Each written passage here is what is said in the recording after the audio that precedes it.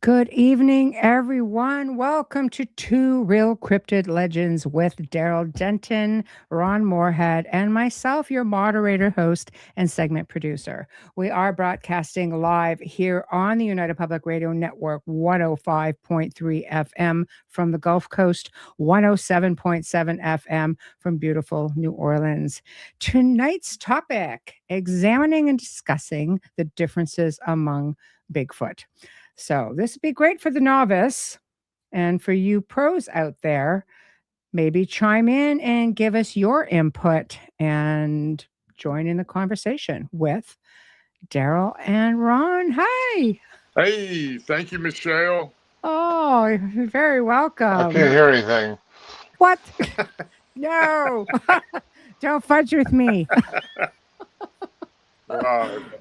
Oh, my Everybody goodness. in the audience, please give Michelle a hand. She does so much for us. We appreciate her so much. Thank you. Thank you much. It's a pleasure. It's a pleasure. Our chat room is already just like totally going Right. crazy. Hi, Yeah. Wayne Well, and it says Bruce. everyone can see and hear me, but I can't hear a thing. You're Really? serious? I got my speaker turned on too. You sure do.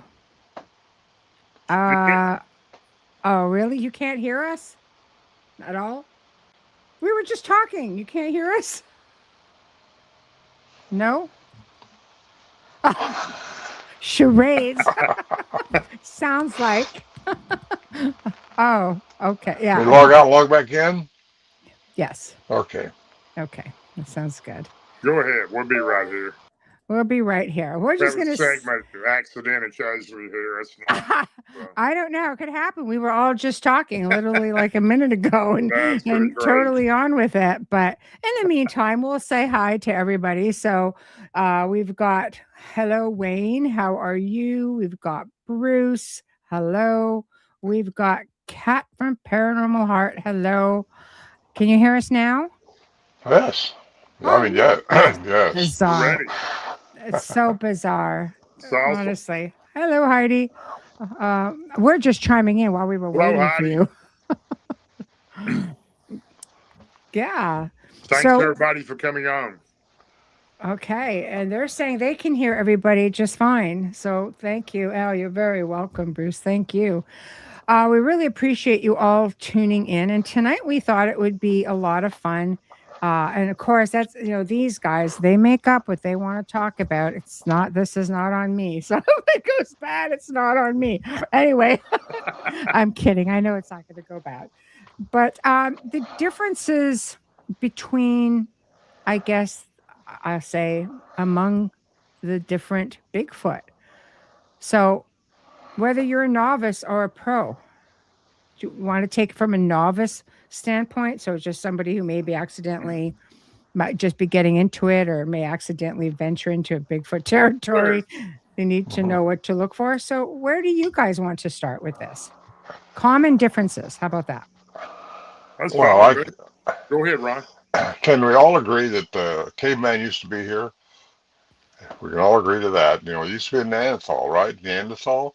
Yep. Used to be the Cro-Magnon, Denisovian. There used to be Bushman Hottentot. You don't want to get into it, but all these different types were here ages ago, a long time ago.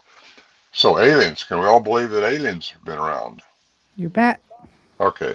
Aliens been around for eons, different ones. There's not just one type of alien. There's all kinds of them out there. Just think how big this cosmos is. So this is how I'm going with this. You got all these different aliens coming here to mess around with this planet because they like this planet because it's such a cool planet. It's got everything the other ones don't have.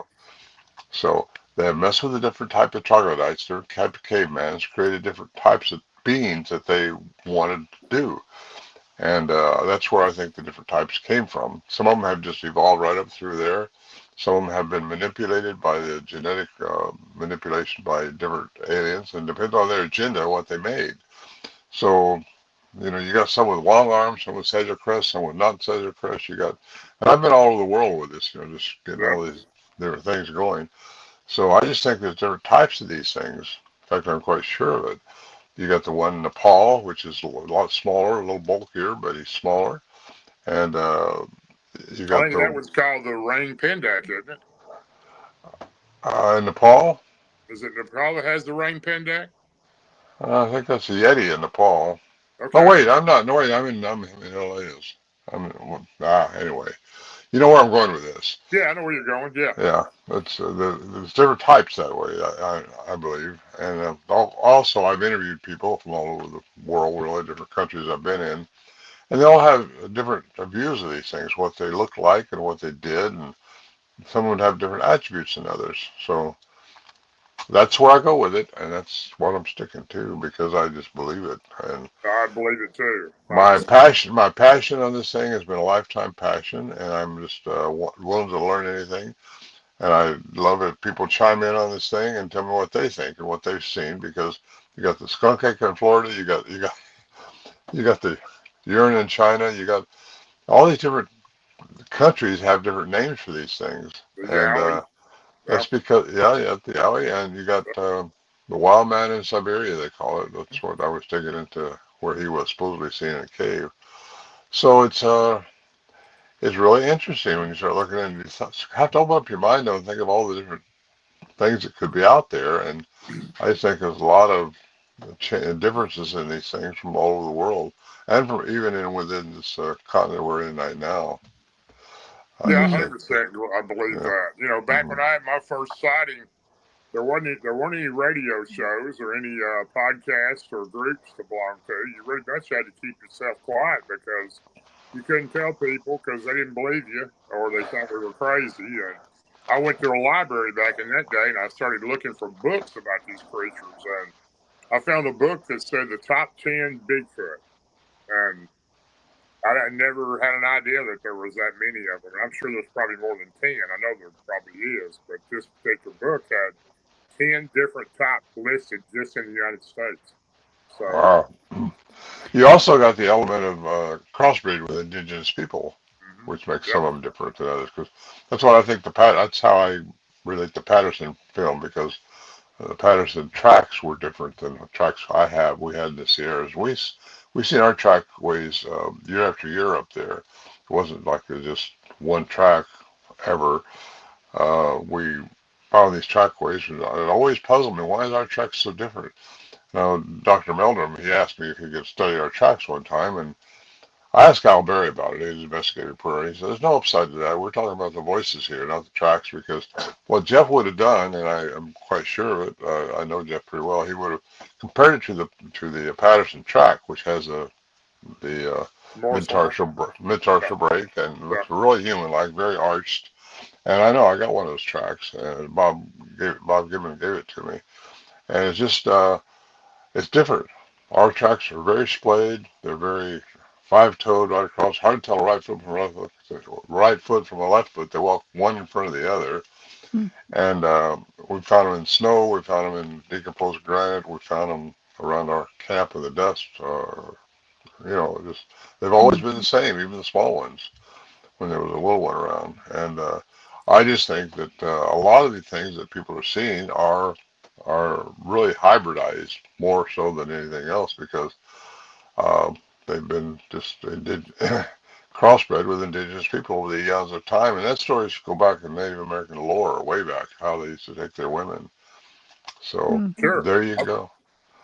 There's been lots of stories from most all the tribes that have talked about these creatures coming in the middle of the night and taking the women and children from their village. And a lot of the tribes went after them and tried to find them, and some of them did, and some of them didn't. And I know that my family had talked. My grandmother on my dad's side had talked about that, and that she had heard stories when she was a little girl about the indigenous people all across the nation were having the same issue with these creatures. Hmm. But they also had a lot of these creatures they traded with. They were friends with them. And so there had to be different species for some of them to be able to trade and understand, and the other ones be more aggressive and not wanting to be around people. Exactly. Yeah. And you wonder if our government hasn't manipulated the DNA of some of these things, because I've heard reports of that by geneticists that work for the government, but I can't talk about it any more than that. But if that's happened, try to get the super warrior like Hitler was trying to do, Oh, sure.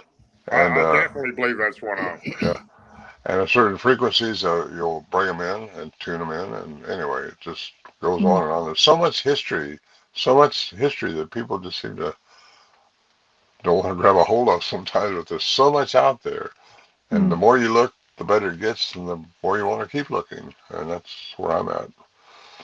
So there. I've seen some pretty different tracks over there. You were talking about tracks. I think the largest track I ever seen was about 22 inches, and but I've seen some tracks that were completely different. I think I even have a 3-toed track that I found, which is very unusual to find one of those of a Bigfoot type track. I've been told by people who have studied that the reason why the 3-toed is because there's a smaller breed of population, and a lot of those are interbreeding, which causes the 3-toed track. Interesting. Yeah, we had a 6-toed track, not at our camp, but just a few miles from our camp. A Native American showed it to me. He casted it incredible. At a place he went to do his religious thing at a lake, and he found in the mud. He found 4 of them. And they were all 6 toes, right and left, 2 rights and 2 lefts.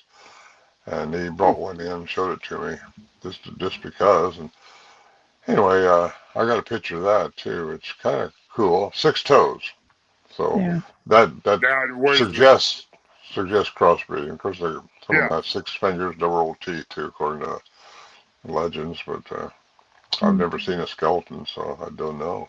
Just know.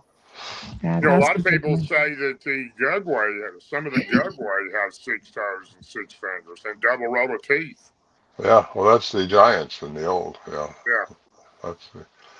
I know L.A. Missoula, when I was with him quite a bit, he uncovered on the island of Catalina Island, I think it was, where there's several of them, and supposedly had 6 toes, 6 fingers, double row teeth. Those were really. So that's giants essentially. Yes. So there was a cross somewhere there, and Bigfoot remained, and I mean some giants throughout the different parts of the world still remain as well. But I think we see traces of that in Bigfoot. Yeah, the Kandahar giants supposedly had 6 fingers and 6 toes. The ones in Kandahar. Yes. And that's one that the military took down, so they were able to get across. The tall, huge, red-headed giants is what they. Yeah, L.A. Actually interviewed the pilot and one of the guys who was on that platoon. Coming the Lovelock giant. No, the red-haired. Oh yeah, Kandahar. No, we were saying the red-haired giant. So that's the Lovelock. Those were Lovelock, the red-haired giants. Chickasaw, they call them, and the Paiute story of them, and they found a couple other bones of giants out in the Humboldt Lake bed, which is outside the Lovelock Caves Airways. And of course, that used to be full of water. Now it's just dry. But anyway, there was a lot around. That cave wasn't even explored or discovered until 1911, and it wasn't really looked into by Smithsonian. So a 29-year-old geologist out there. Judy. That was in 1929, years later. Yes. And so they a lot of the artifacts that was in there has just been taken away. It used to be in museums down in Lovelock, but it's not anymore. I think we both know about all the bones that the Smithsonian had that somehow they all disappeared. They went into the ocean. They dumped them in the ocean. How do you know that? Do you know that for sure? I know lots of stuff, Ron. I'm a scuba diver. I know. Well, it's salt water. So how long do you think bone would last in salt water? I don't know. There's all that. Especially tired old bones. True. Very true. Yeah. No, I've had people who've come on and have talked about giants and such, and the whole erasing or hiding history, altering history. Of course, it's like many stories where people uncover these things and the Smithsonian automatically comes in and they never see them again, or they send things to get analyzed and they never see them again. Hi, Judy. Smithsonian gets a lot of their funding from the government. The government has to control the narrative. Has to control the narrative, So they Yeah. didn't want that out, and that's why this country is about the only one that really has that secretive behind it. You go down to Mexico, South America, they don't hold secrets like that so much. They'll talk to you about that stuff. No, for sure. And Bigfoot was one of those things for the longest time, wasn't it? And that seems to have changed a little bit. Do you think it's because there are so many people having sightings now with, of course, everybody's got a camera phone pretty much, right? Well, So, and a lot of people reporting them. They can't hide this forever, There's yeah. too many people coming out, like the UFO thing. Same thing. People are seeing those. I think it's got a lot to do with that. Plus, there's a whole lot more people in the woods than there once were, too. True. That's true. I definitely believe that, all the encroachment of buildings and subdivisions taking a lot of their land, too, their homeland that they've lived in for hundreds of years, has brought a lot of them out. And another thing, I really believe that these creatures have no enemy and they are reproducing very fast. They're reproducing. We're encroaching a lot into their territory. Yeah. Mm-hmm. And I think that's one of the factors in Portlock when I was up there, Portlock, Alaska. Mm-hmm. I think the villagers that were in Portlock, they were encroaching too much into this territory where these giants were.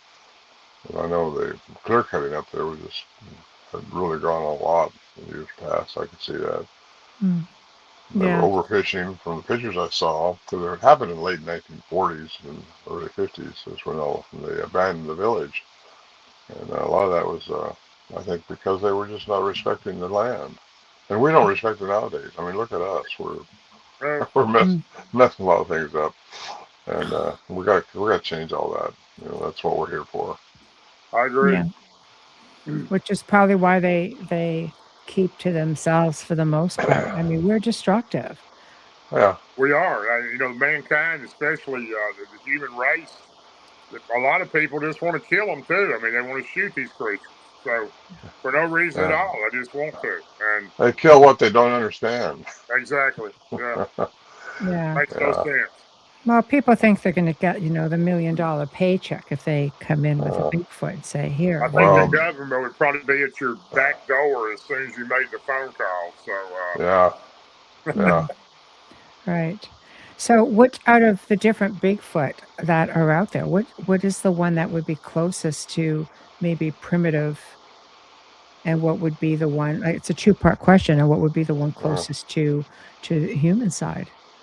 Good question, because you don't know the mitochondrial of those, the mitochondrial DNA, which one has the more human in it. But the ones we dealt with, I believe, I'm sure of it, they have a human component to them. That's because of the research that's been done on sounds and studies been done with what we reported up there in the Sierras. But the ones that are probably more human-like are probably the ones that are crossbred with indigenous people, like the Patterson Patty up there. I agree with that. Are still running around. That's what people are seeing mostly, because there's so many of those out there with the mid-tarsal break and all that stuff. And so that's the ones I think that are more common, at least in the Pacific Northwest. I don't know about back there in the east, but they're seeing them back there too.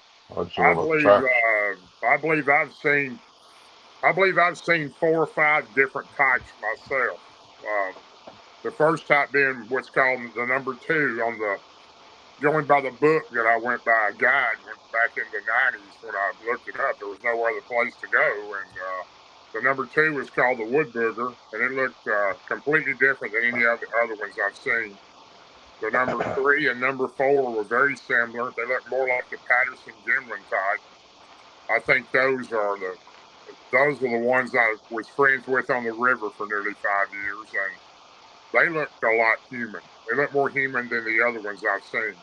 The one with the crested head, or the more sculpted head that I've seen in the Blue Ridge Mountains, were completely different. Hardly had a neck, just a different type. Right.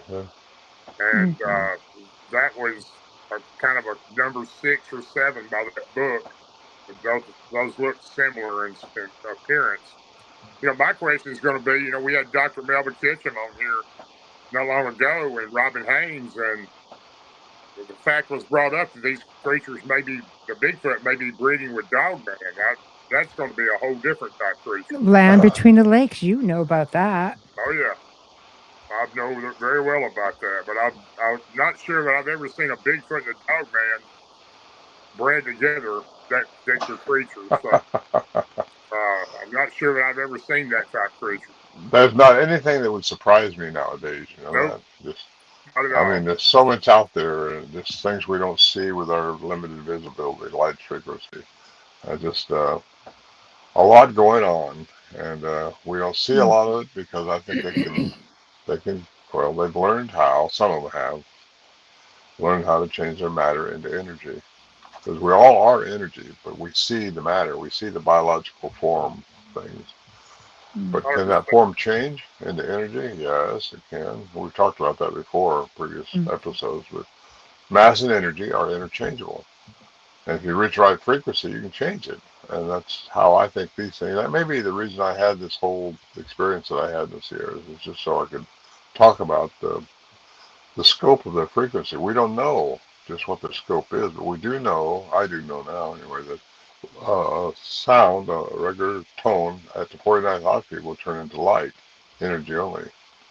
And that's something to think about. Because if these things can do that, can reach the frequency to change their matter into energy, they would disappear in front of your eyes. And they would become, well, the density would just change into energy only. And they wouldn't leave a trackway after that either. So Here's a question. There are some advanced beings out there that can project outward how they want you to see them, or be portrayed to you, giving you the illusion that, hey, I look like this. So basically it's sort of a how should I put it? Mind screw. Yeah, that's hypnotized. It's called hypnotism. Okay, we could go with that. I think it's like a mind ninja thing. So, I mean, is Yeah. that a possibility with these beings? I believe it. I definitely believe that.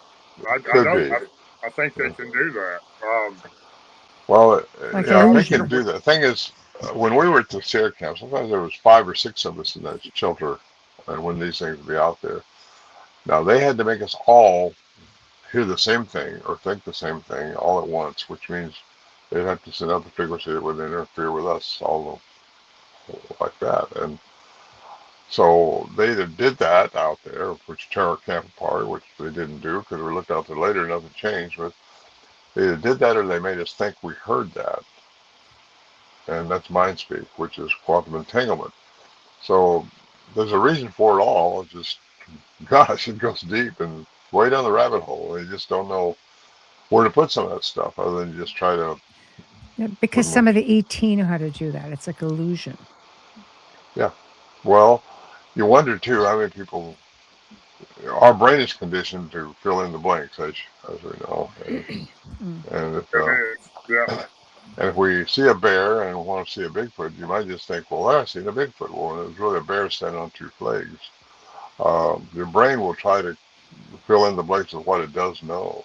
It only knows what it's been taught. That's all our brain knows. It takes care of your body and knows what's been taught. So it's just, you got to think about that stuff. You're really seeing this, you got to think about it and just be open-minded, but don't be so open-minded that your brain falls out. I definitely believe these creatures can shapeshift. I really do. I think they can transfer. Some of these creatures can turn themselves into another type creature. Or Skinwalker Ranch. Yeah.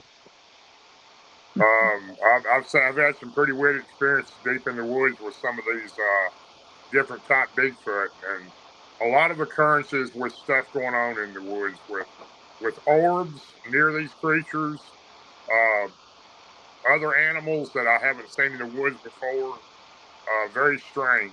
Okay, that's happened several times. Mm-hmm. So I do believe that can possibly shapeshift into another type creature. I really do. Yeah, if they change their density down into our 3rd density, which we live in, that's when you see them be able to really interact. You can shoot them then. You can do anything you want to then, because they have to live by our 3rd density rules when they're in our 3rd density. However, when they reach the frequency that gets them out of this density, they're long gone. You don't know what's going on then. Even Einstein wouldn't guess at that. What happens? Your form will change. Well, that makes it really tough for people who may be out.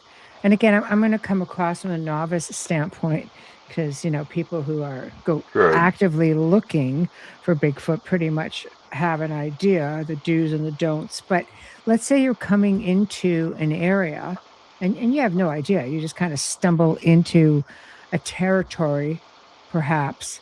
So what should you look for? Because if they're all different, like maybe nests, Okay. maybe like the structures, maybe. I think Like, you just, if you think you're in the area where they might be, just be still and let them do what they want to do. well, Well, that's And, they comforting. always yeah. they And if they tear your arms they off, you know they're not That's what I friendly. mean. That's not very comforting. I pretty much from my past experience, and I've been in a lot of those type situations over the years. They already know when you're coming. They know you're there, and they're watching you way before you ever see them.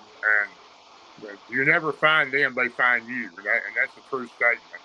That's true. I They, ditto that one. Yeah. if they don't want you to, if they do not want you to see them, you won't.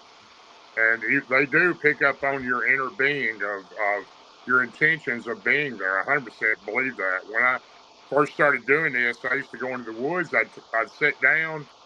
I would do a little talk in the woods to myself and whatever was there, take off my shoes and ground myself. Then I would put my shoes back on and walk. And they expect you to respect their area like it's your home. And if you don't, they'll either run you out of there or you won't see them. Or they're hungry and they eat you. They should do that too. I do believe they I'll can throw do that that. one out there. I do believe there are some that would do that. Well, the Paiutes definitely say they were eating them. They were cannibalistic giants in the Liverlock. Yeah. And of course, that's another type altogether too. Portlock. Huh? Or Portlock. Portlock, yeah. Well, I don't know if they were eating them then. They were tearing them apart. They were killing people there. But Yeah, they were finding most of those people's bodies in the water. Yeah, but So is this typical behavior for, in your opinions, all Bigfoot or? no. Okay, No. so that's where I'm sort of going with it. No, Yeah. not at all. They're different. It depends on what made them and what their agenda was and what their attributes have been given to them. Because, like I say, a lot of them are more hybridized than others. And a lot of them, I think, are really, just aliens. I personally know that of all the ones I've been around, the ones you want to be around and try to friend or research are the ones that make the large X's in the forest. These are the trees they form with deadfalls, or they form with new trees. They form X's, and that's their marker. And those have always been the friendly type with me, non-aggressive, as long as you're not aggressive with them. So, As long as they'll go through the X too, right? well, the X is just their marker. That's the marker they go by that they call their family. That don't mean go through there, though. It doesn't mean don't go through there. I've never had a problem with that, but I know where you're going here. Yeah. Well, a lot of that's natural too. Some of it's natural. I mean, the trees fell that way. But a lot of them, there are structures out there that think these things. Too many people are seeing them. But I'll go back to the old Peter Burns statement. If you don't see what made it, you don't know what made it. But still, some of these structures look like a teepee out there that people say are Bigfoot nests. Well, how do they know a hunter didn't do that, or a Boy Scout group or something? I'm just saying. I'm just being the devil's advocate here because. Well, when you see a 6 to 8 inch tree, a live tree, broken about a foot from the bottom, snout, and you see another one 15 foot from it, the same way snout, and they're formed together an X. I don't believe there's anything natural about that. And I don't think a Boy Scout did that one. No, and that's the type of creatures I'm talking about that I dealt with on the river. Those X's were everywhere, and they also take deadfalls and make the X. That was the marker of their family's marker. Mm. So that's what they go by. I Up in know Portlock.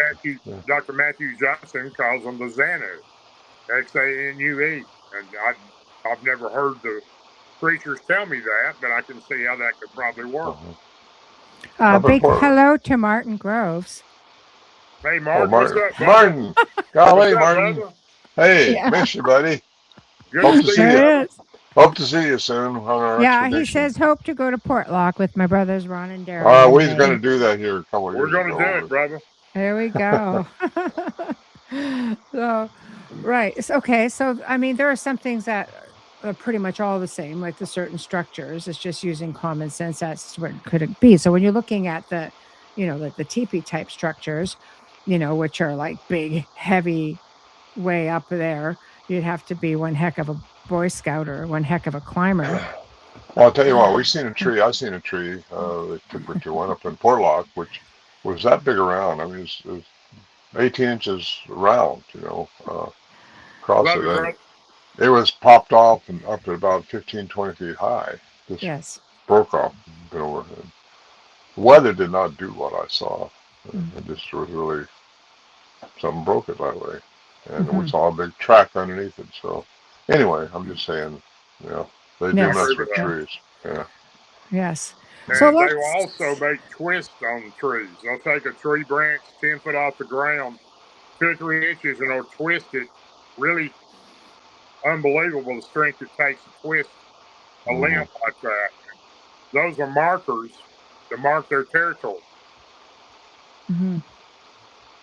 Interesting. Okay. So those are like a few dead giveaways that you've entered into Bigfoot or Sasquatch country. So again, double-ended question. Let's start with a benevolent, friendly sort of encounter. What are the do's and don'ts? Like, how can you keep a good encounter going? And then we'll tackle the flip side. Well, let them be the aggressor. That's my suggestion. They have Yeah, to they have to make the first move. If you think they're out there, you'll know that a telltale sign of a big limb popping or with definition. I mean, just powerful limb. And the rocks popping, maybe something like that. A tree knock, that happens too. And that's kind of common. I think that the knock trees, well, my opinion is to single the other ones. But you listen to that stuff, and then once you hear it, don't get up and shine a light around. That's the worst thing you can do, because you want to see what's did that, and it scares you, or you're frightened, so you want to get up and shine a light right quick, but don't do that. Just be still. I got a whole list of suggestions that worked for us, and that's what you don't do with some of that stuff. We use amber lights around a fireplace, lanterns, things like that don't shine white. The white light bothers. Well, I'm a pilot too, and white light is not what you use in an airplane when you're looking at a lamp or something. Use a red light because it doesn't blind you. So it's important to understand a few little things and be still. Let them know that you're not going to shoot at them and jump around and jump up and down and start yelling at them. So don't throw things at them. Should you Yeah, like tree knock would, back, or I like don't wouldn't pitch throw a anything. stone? Don't tree knock back. Like, is there like a protocol? No, you don't Oh, want well, to do that. No. well, you might if you can't get anything else going, but then why? Just be still and let them come in closer. We found if you just be still and don't do anything, uh, they will see if they can get your attention because they want to play with you. I mean, the good ones do. Now the bad ones, I don't think I want them to come in closer, but they do mess with you. They think that we think we're smarter than them, and we do think that. We think we're the alpha out there, and We're not. we're not. They are. And the dogman, I'm not sure about that. Darrell, you know more about that, but it's interesting that Melba Ketchum said that the dogman has a mitochondrial that's female. I mean, human. Yep. And that means there's something created them. But then are they disappearing? Can they do that too? Can they make the frequency that would change their matter into energy? That's a big question right there. Are they doing that to disappear? Is that how they disappear? Because I was told years ago by a guy, I was in a board meeting with him in a place in Canada, And I can take you to a place up above Fairbanks where I saw one disappear. He was having a confrontation with a bear. And this guy was serious until I started looking at him like, okay, I'll put that one on the shelf. That was a long time ago. I didn't think anything could disappear then, but I found out the science that's behind how that happens, and it's Paul Dirac's antimatter from 1933 Nobel Prize. And matter can disappear. Just find the frequency of anything, it can disappear. No, I know. I'm sure. I know the dog man has the same ability. I don't know if every creature does, but I know some of the dog men have that ability. The dog man that Martin Groves and I seen at the LBL in 2023, it came in. It went from like a reddish blue mist into a silver creature laying on the ground. So I don't know if we've seen it coming out of a portal, we've seen it, or what we've seen, but it turned into a complete creature that was silver gray in color. And it definitely had the ability. And when it did go around the vehicle, the opposite side, on Martin's side, you could shine a flashlight through it. So it was also a complete creature, but it was also transparent. Very strange. Martin adds, the dogman can change and disappear into trees, highly intelligent, and hunts in packs using combat movements, Japers. Wow. There we go. Thank you, brother. Yeah, that's sophisticated. Another reason Martin and I is going to be on horses. Very, very intelligent. We're all going to be on horses. We better have a good, steady horse, I can tell you that. Well, you got to know how steady they're going to be if they run across a dog man or something, you know. Because, anyway, see, that's something else, you know. Well, put blinders on the horse. Yeah, he says, he goes, amen, Brother Ron.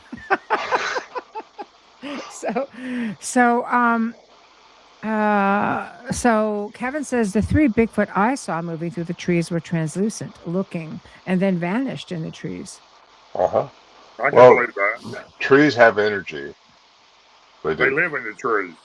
Well, that's according to Matthew Johnson, who saw that, who really believes that 100% within himself. He believes that 100%. Also, I know another person that was not on the same page with him at all that says he's seen them growing out of trees.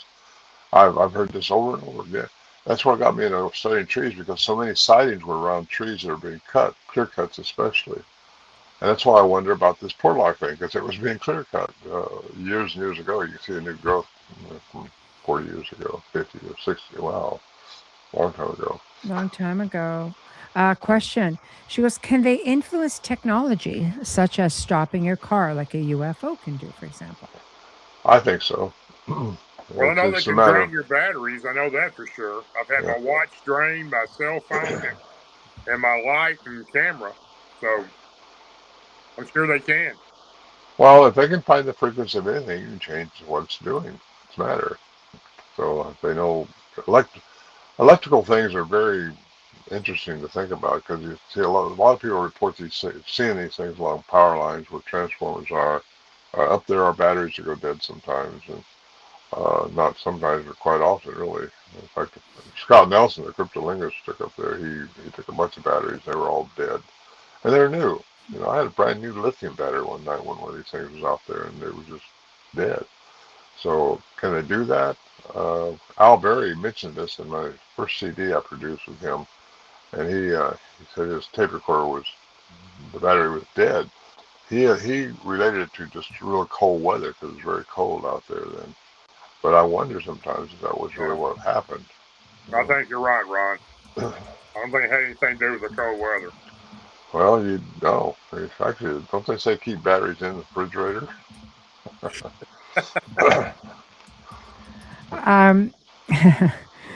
How do I follow that up? Seriously. I was going to say, okay, so what are, like, we're getting to the other side of a more aggressive, or maybe just, you know, a benevolent one that just doesn't want to be bothered. What are the warning signs that people should listen for or look for, especially if you don't really know, you know? Like if I wandered into the woods. Well, you'll find out. If they don't like you, they're gonna You may not come back out of the woods, so then you'll know. Well, I'm going by the. Yeah, I know this much. If you're on a trail in the woods that they don't want you on, they'll put things across it to block it. Because I've seen Okay. it too many times. And They throw will rocks. Yeah. they'll throw rocks. They'll throw sticks. They'll growl. You'll hear them. The tree knot will sound a little different. It'll sound more hollow. And then you'll hear another one in another area not too far away with the same type noise. And then you'll hear more growls.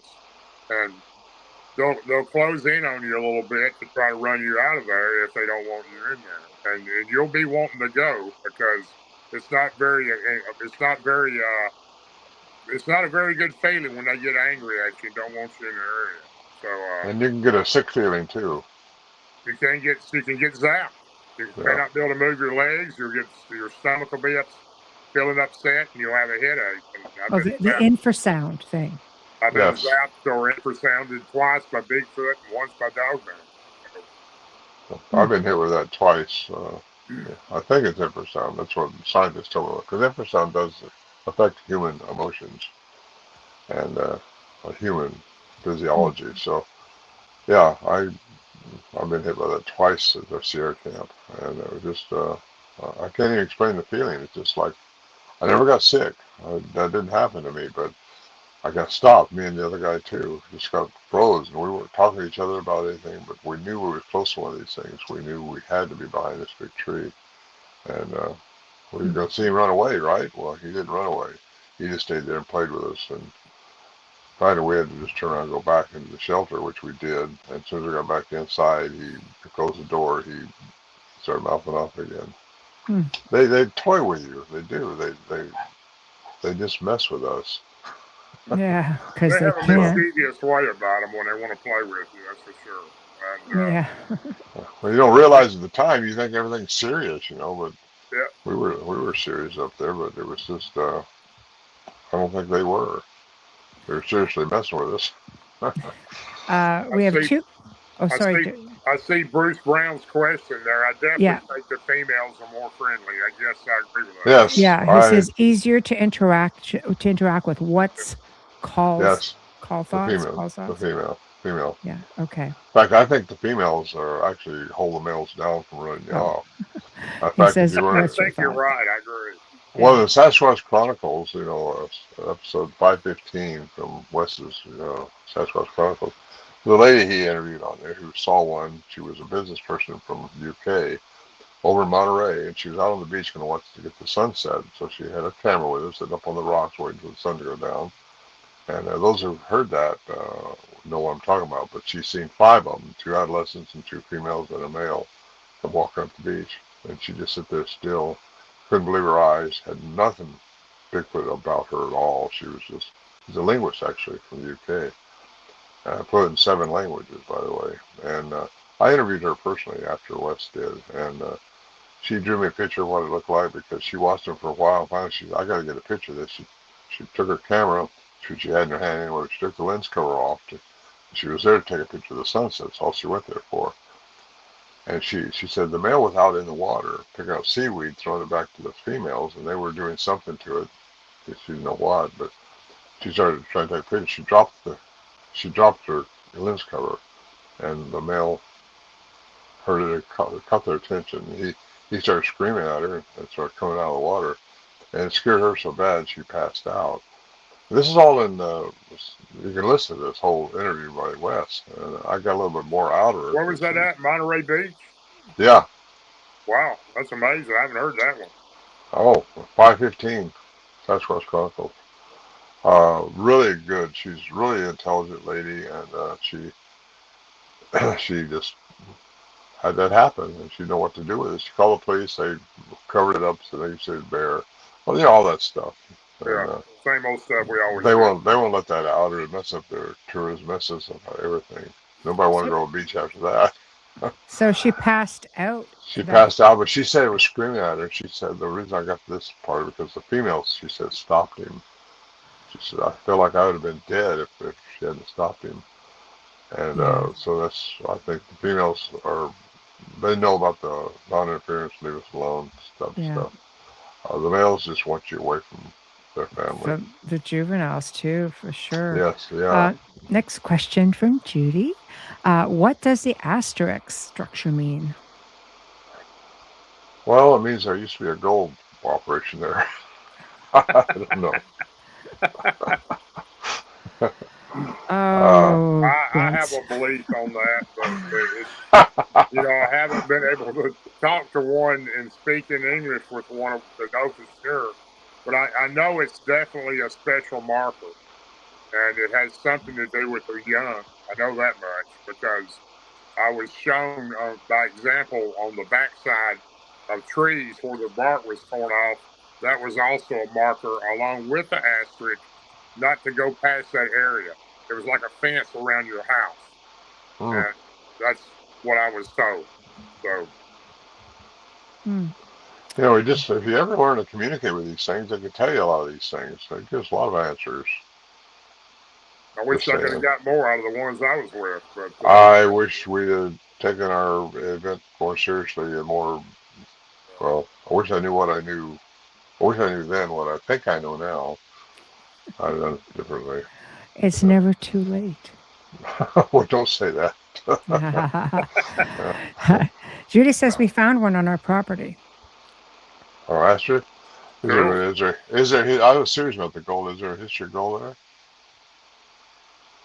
Yeah. How big was the asterisk? How big was it? Yeah. Just chime in, Judy. I'll put your comment back up. How big was it? So, yeah, we'll just wait for her to reply back. Well, we got this pause.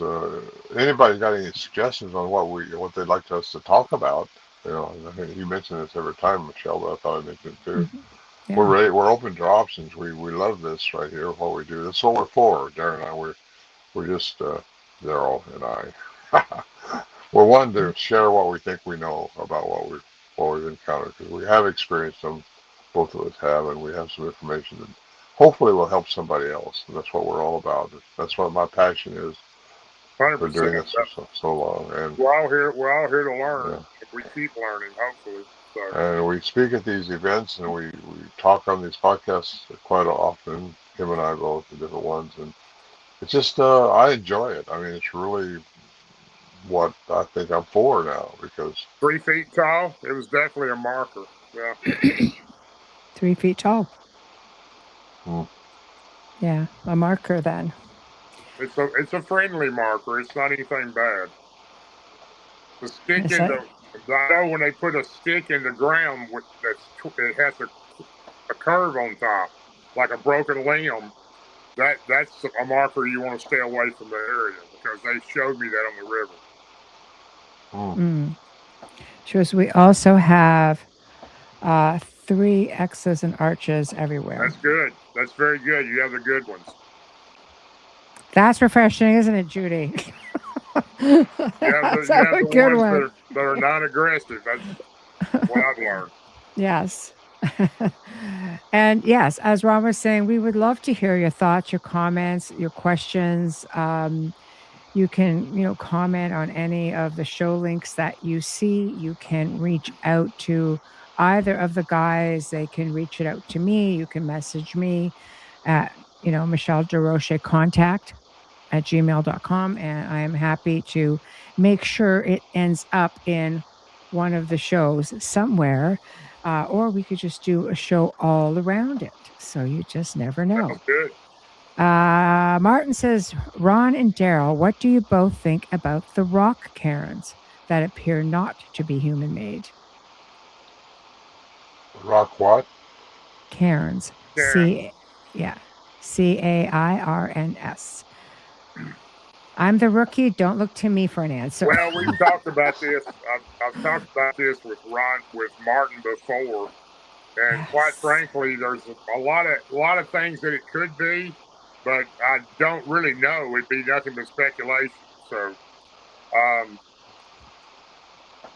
I think it has a lot to do with where they go and where they come. I know that much. So, and there are some of those in the LBL, Lamb Between the Lakes. I know I've seen In Gallatin, Tennessee, I've seen 7 huge ones, and they've been moved several times. And these things are very heavy. They're not something you go pick up with you and a buddy. I mean, it would take practically a crane to move one of these things. So, Yeah, so there we have that. um, I think there are, there are beings out there that we haven't encountered yet. I mean, there could be a whole other race or species, of these beings out there that are just laying low, Yeah, I agree. I think watching, I observing. 100% agree with that. Yeah, I think Sure. there's a lot If of we things we don't know. if we only knew what was really around us right now in a different density, it would really probably jerk the slack out of us. I mean, we just don't know. We only think we believe in is what we can see. That seems to be the rule of things. It's Newtonian physics, but there's so much more outside of our light's frequency. And if you look and see what just the scope of our ability to see, and how much more is out there that we don't see, you would realize there's a lot of things we're just not seeing. It's just not in our density. And we have to learn how to see energy if we're understanding it. That's what people see when they see ghosts. They see it and see some of these things that are pixelated. They're seeing something change in their density. Yeah, there's a disturbance in the force. It's kind of like that. Bruce says, I recently found the letter Y made from sticks laying at an entrance to a cave. What are your thoughts? Great sign. Keep going. Well, yes, you starting something? I was going to say that somebody wants to start a fire. Stay warm. I've seen the Y stuck in mud before too, and right around where I used to meet the ones on the river, and it was never a bad sign. I can't tell you exactly what it does mean, but I know it may be almost like a peace type offering, because I've never seen it in a bad area, and the ones I was with would put that in the ground quite a bit. I wish I could answer it fully, but I don't know exactly what it means. I'm going to ask an LBL question. Are there any friendly Bigfoot in the LBL? Yeah. Are there? Yes. Yeah, I was just going to say, is anything friendly in the LBL? So, yeah, okay. Yeah, they're called forestry workers. Yeah. It's like, okay. I have to ask because, I've interviewed Darrell about the LBL, and it sounded like pretty much like you have to be on your game and have your running shoes on. It depends on where you're at and when you're in there. I mean, the LBL is a whole different world when the lights go out. I mean, you go in there in the daytime, but when a nightfall comes, it's a whole different world. So, you're going to have most of your activity in the evening and at nighttime. The main hours, most of your activity is going to be between 11 and 4 o'clock in the morning. And witching hour. Exactly. Martin says there are both friendly and aggressive ones. However, both are very territorial, apologies, in nature. Exactly, Bubba. Okay. Like anywhere. Okay. Another question that I have, because like I said, I like to peruse, through chats and such and find interesting questions. And one that I came across was, why would a Bigfoot just circle you? Let's say if you were in a trailer, for example, whether you're in a trailer park or you're camping in the woods, I see that as territorial. But if one's coming into your area, let's say like a community trailer park, why would they just choose to circle you and try, obviously like looking into the windows and knocking and terrorizing you, basically? Well, I would say because, go ahead, Ron. Well, I was just going to say they have an interest there someplace. Either something caught their interest, because they do pick out certain things, and it's got the, I hate to say this over and over, but the frequency. If the people in there have the right frequency, they want to interact with them, maybe. uh, or to see what they can. And I'll tell you another thing. They play on fear. A lot of these things, whether malevolent or beloved, they will Yep. play on fear. If they can scare you or scare somebody in there, then they're succeeding. But that's one thing I caution people if they're out in the woods, even not in a trailer, but out in the woods, is Mm. control your fear. Don't be afraid of what's out there. Just it's hard. It's easy to say, but it's hard to do. Just Mm. understand how important you are as a human. They're not supposed to really interfere with us. Nothing's supposed to interfere with our karma, our our issues that come in front of us. Nothing should interfere with our decision about those issues. Where we think it's good or bad, we're supposed to react to it and react to it properly. And that's how you get away from your fear too. It's understanding. And fear is really just a lack of knowing. And because once you know something, if you knew somebody's going to jump out of behind a tree before you walked up to the tree and say boo, it wouldn't scare you. Uh, so there, just you got to know and know what you're doing. I mean, what you're not doing. A lot of do's and don'ts around these things. This is my second book, The Quantum Liquid. It's got some do's and don'ts in there, I think. Mm-hmm. I've had quite a few people message me and call me about what you just brought up about that they have a camper or a trailer out in a campground that stays there all the time and it stays there all year round. And there's nobody there. I mean, just their camper happens to be the only one there. Nobody else has one parked there, and they'll have a Bigfoot do that on occasion. They've either spotted something they're interested in, some type of food, or they're drawn to that person. Some people I know are destined to meet these creatures over other people, and I don't know how that is, but I know that's true. And you could have children; they love to watch kids play. Yeah. Uh, They'll rock the trailer. Yep, they will do that too.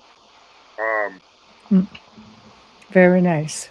Very nice. So, any last words? Sounds so dire. What do you guys have coming up that you want to share with everybody in our last couple of minutes here? We do. We can't talk about it, right, Darrell? Yeah, we do. We've got something big coming up, and we've already brought it up several times with Martin Groves and Mike Smith, and but Ron and I will be on. Let's see. Today we'll be on Squatch and Holler on Thursday night at 8 with Roger Williams. Ron and I will be guests on his show. So I'll better look at my calendar. Okay. If you want to catch us, Ron's like we are. So we'll be there. And I get lost in this stuff. There's so much of it. It's so fun though. Yeah. I'll look for that, Darrell. Thank you for reminding me of that. Yeah. I got 2 shows tomorrow myself, so. But anyway, I've always enjoyed being here. Thank you, Michelle, for helping us and being with us like always. And thank the audience, everybody, for being here. And you too, Martin Groves. Thank you, brother. Yes. We love you, Martin. And I just it's an hour goes really fast here. We start talking like this. Just all of a sudden, it's over with. It does. It does. So get your questions ready. Get your comments. If there's a topic that you would like to see the guys address and talk about, then, please let us know. And Melba, I know there's been talk. A lot of people are saying, oh, yeah, we would love to see her come back. Are there any plans to bring her back? There is plans to possibly bring her back, yes. Okay. In the coming weeks, yes. Okay, there we go. So that answers that question. Yeah, Wayne says you need to have a 2-hour show. I don't know. Ron would be a little bit ornery if we did that to him. I'm ornery anyway. Okay, so we're going to maybe consider that one. We'll get some pineapple margaritas and piranha beef. There we go. That'll do it. We're out for Spanish food and margaritas. That's fun. All right, then we'll have them go for probably a few hours. But carry me out. Then the conversation will get creative, I'm sure. Very creative. Well, thank you all for tuning in tonight, and Big thanks to everybody in the chat room. You guys are just wonderful. Thank you so much. You have been listening to Two Real Cryptid Legends with Darrell, Denton, Ron Morehead, and myself, your moderator, host, and segment producer. We have been broadcasting live on the United Public Radio Network, 105.3 FM from the Gulf Coast, 107.7 FM from beautiful New Orleans. We shall Thanks, see everyone. you guys. Yeah, we'll see you in a couple of weeks. Thanks, And- everyone. Yeah. Good night, everybody. Thank you. Thank you, everyone.